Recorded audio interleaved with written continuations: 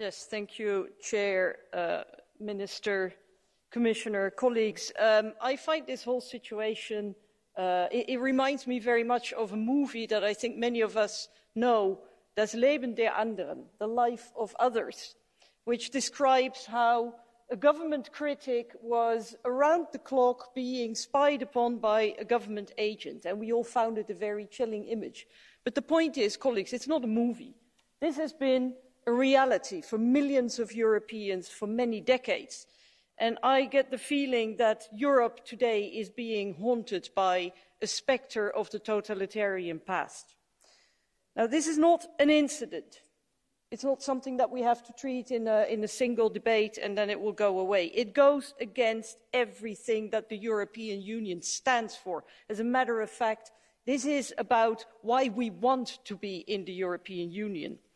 Now, I find it remarkable that the US government has very swiftly blacklisted NSO, stating that the NSO has developed and supplied software to foreign governments that use these tools to maliciously target government officials, journalists, business people, activists and academics.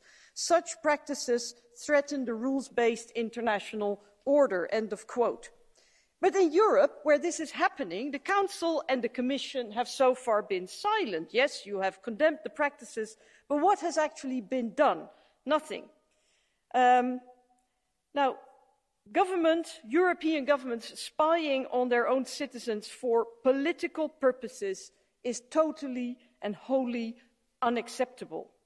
Using national security or the fight against terrorism or whatever other security-related argument as a pretext for this practice, colleagues, is textbook autocracy and evident rubbish.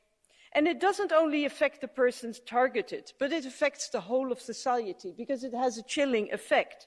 When no one can be sure anymore that he is not spied upon, more and more people will start practicing self-censorship.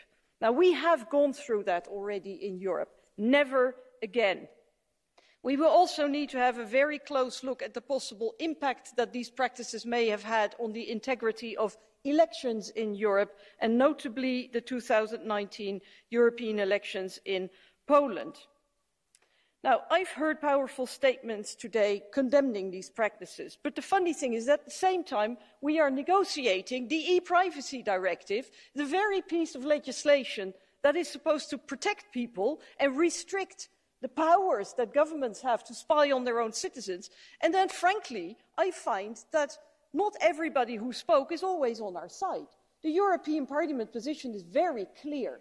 We want those restrictions to remain in place, so I hope that I will find the Council and the EPP and the ECR and others who have voted against the European Parliament position on our side in the e-privacy trilogues. Because for too long, I think that critical questions have been dismissed as, left-wing whining. And I think these cases demonstrate very clearly why this is a very real issue.